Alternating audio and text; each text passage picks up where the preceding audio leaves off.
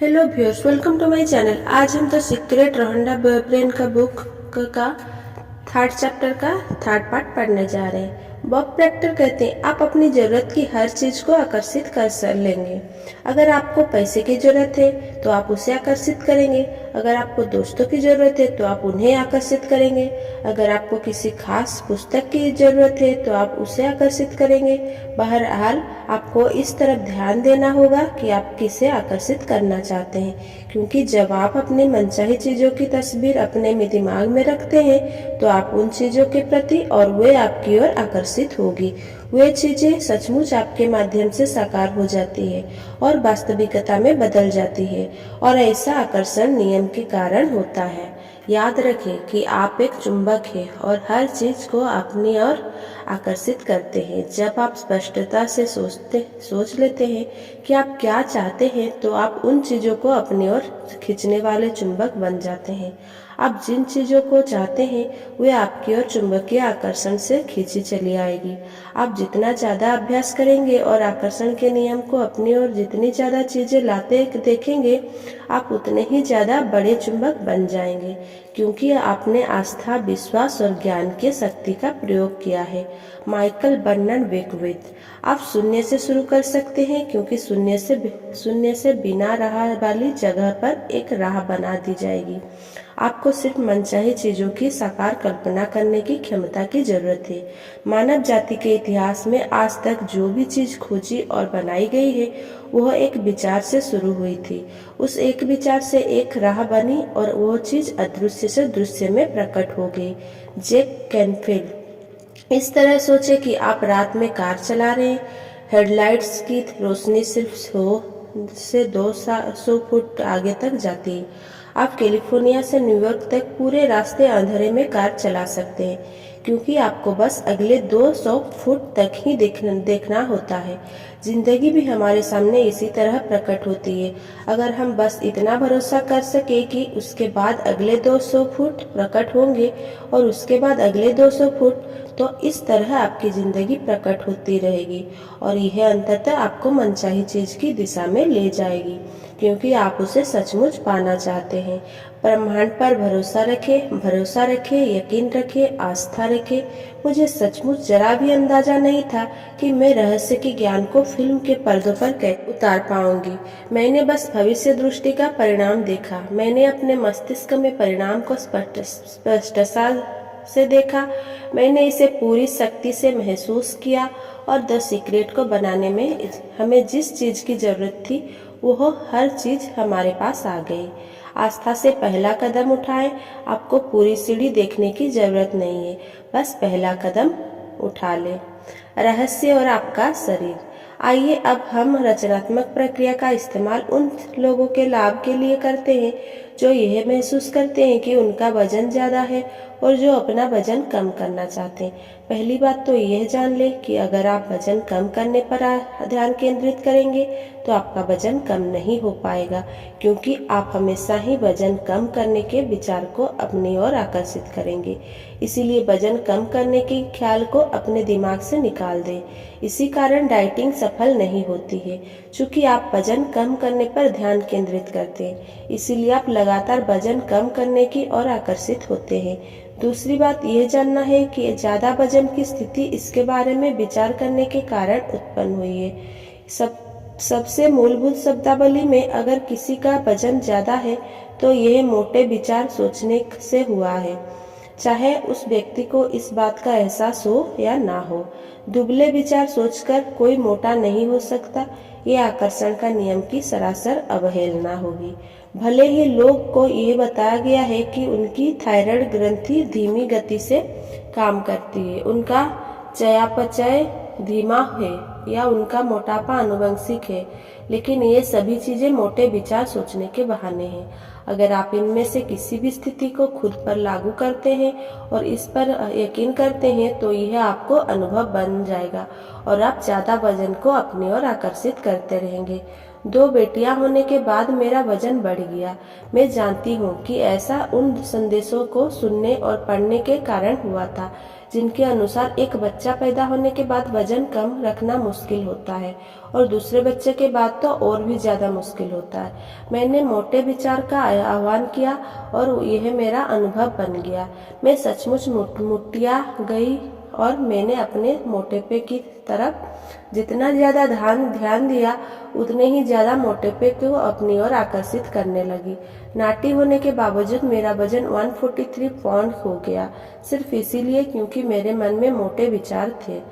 आम लोग की तरह मैं भी सोचती थी कि मेरा वजन भोजन के कारण बढ़ा है। इस धारणा से आपको कोई लाभ नहीं होता है और जब मैं इसे करी बकवास मानती हूँ। भोजन के कारण वजन नहीं बढ़ता है।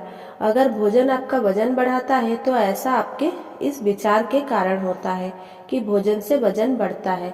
याद रखें, विचार ही हर चीज का मूल कारण है और बाकी चीज उन विचारों का परिणाम है। आदर्श विचार सोचेंगे तो वजन भी आदर्श होगा। सभी सीमित करने वाले विचारों को दिमाग से निकाल दें। भोजन आपका वजन तब तक नहीं बढ़ा सकता जब तक आप यह न सोच ले कि वो ऐसा कर सकता है। आदर्श वजन की परिभाषा वह वजन है जो आपको अच्छा महसूस हो।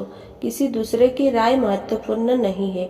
महत्वपूर्ण तो वह आदर्श वजन है जिसमें आप अच्छा महसूस करते हैं। इस बात की बहुत संभावना है कि आप किसी ऐसे दुबले व्यक्ति को जानते होंगे जो घोड़े की तरह ठूस ठूस कर खाने के बाद गर्व से घोषणा करता होगा, मैं जितना चाहे खा सकता हूँ लेकिन मेरा वजन हमेशा आदर्श रहता है। और ब्रह्मांड का जिन कहता है आपकी इच्छा ही मेरा आदेश है। रचनात्मक प्रक्रिया का प्रयोग करके अपने आदर्श वजन और शरीर को आकर्षित करने के लिए इन कदमों का अनुसरण करें। पहला कदम, मांगे उन वजन के बारे में स्पष्टता से सोचें जो आप पाना चाहते हैं। अपने दिमाग में स्पष्ट तस्वीर रखें कि आदर्श वजन होने के बाद आप कैसा दिखेंगे। अपने आदर्श वजन की तस्वीर सामने रखें और उनकी ओर अक्सर देखें। अगर आपके पास अपनी खुद की तस्वीर ना हो तो मनचाही शरीर की दूसरी की तस्वीर अक्सर देखें। कदम 2, यकीन करें। आपको यकीन करना होगा कि आपको मिलेगा। आपको विश्वास करना होगा कि आपका वजन आदर्श हो चुका है। आपको इस तरह कल्पना करनी होगी, नाटक करना होगा, अभिनय करना होगा जैसे आपका वजन आदर्श हो चुका है। आपको खुद को आदर्श वजन पाते हुए देखना होगा। अपना मनचाहा वजन लिख कर अपनी वजन तौलने की मशीन के रीड आउट पर रख दें या खुद का वजन ही न ले। आपने अपने विचार, शब्दों और कार्यों में जो मांगा है उस बात को ना काटे। अपने वर्तमान वजन के हिसाब से कपड़े ना खरीदें। आस्था रखें और उन कपड़ों पर ध्यान केंद्रित करें जिन्हें आप भविष्य में खरीदेंगे। आदर्श वजन को आकर्षित करना ब्रह्मांड के कैटलॉग में से ऑर्डर देने जैसा ही है। आप कैटलॉग में देखते हैं, आदर्श वजन चुनते हैं, अपना ऑर्डर देते हैं और आपका ऑर्डर किया हुआ वजन आप तक पहुंचा दिया जाता है।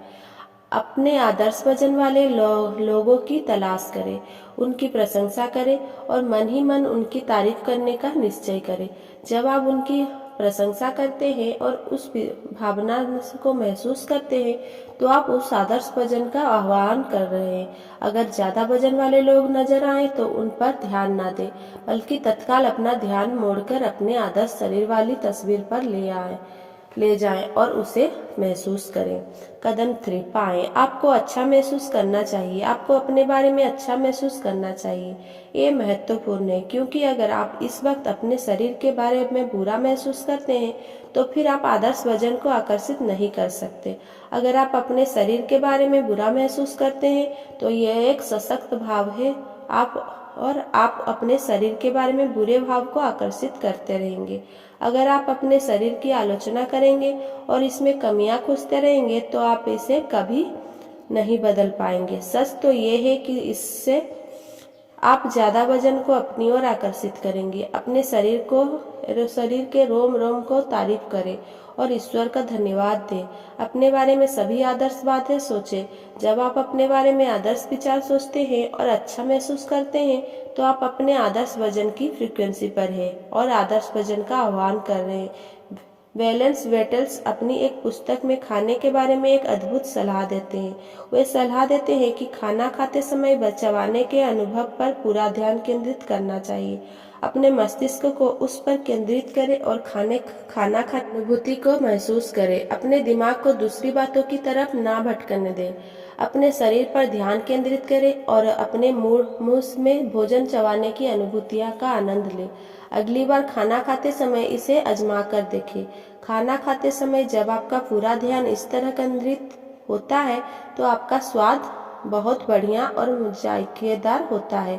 ध्यान भटकने पर स्वाद लगभग गायब हो जाता है। मुझे यकीन है कि अगर हम अपने भोजन को पूरे ध्यान से खाएं, उसके आनंददायक अनुभव पर पूरा ध्यान केंद्रित करें, तो भोजन हमारे शरीर में आदर्श रूप से पच जाता है और परिणाम स्वरूप हमें आदर्श वजन मिल जाता है। वजन की मेरी अपनी कहानी का अंत यह है कि अब मेरा वजन 116 पाउंड है, जो मेरे हिसाब से आदर्श है और मैं जो चाहे खा सकती हूँ। मूल बात यह है कि अपने आदर्श वजन पर ध्यान केंद्रित करें।